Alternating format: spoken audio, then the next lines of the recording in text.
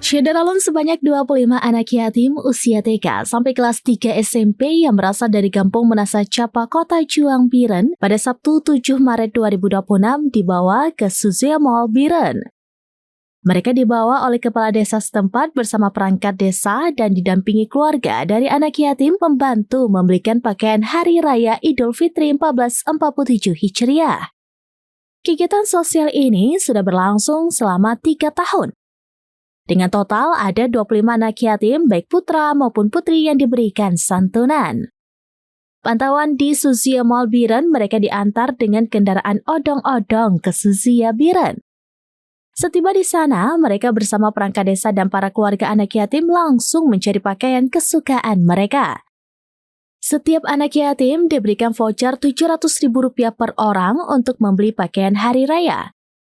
Dana itu bersumber dari warga Biren Menasa Capa, baik yang berada di kampung dan berada di luar daerah, serta para dermawan yang juga kerabat dan sahabat. Hasil sumbangan yang terkumpul berjumlah Rp30 juta. Kicik didampingi oleh perangkat kampung menambahkan bahwa anak-anak diberikan waktu 1 jam untuk membeli pakaian hari raya. Setelah itu, 1 jam lagi untuk bermain di arena permainan di gedung yang sama. Alhamdulillah pada hari ini 17 Ramadan tepatnya saya ke Cikampung Biren Menasa Capa bersama dengan rombongan seluruh perangkat desa membawa seluruh anak yatim yang ada di desa sejumlah 25 orang ke Suzuya Mall Biren guna tujuan dan maksud untuk memberi dan mencari sehelai 2 helai kain dan juga baju baru menjelang Lebaran nantinya. Yang mana alhamdulillah kegiatan ini kita sudah berjalan tahap yang ketiga.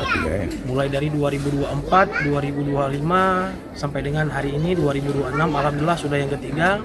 Dan sumber dana ini masih sama seperti sebelum-sebelumnya. Itu berasal dari para dermawan, rekan, sahabat, handai taulan. Juga sedikit banyak hari ini daripada saudagar-saudagar yang ada di desa juga. Download Tribun X sekarang, menghadirkan lokal menjadi Indonesia.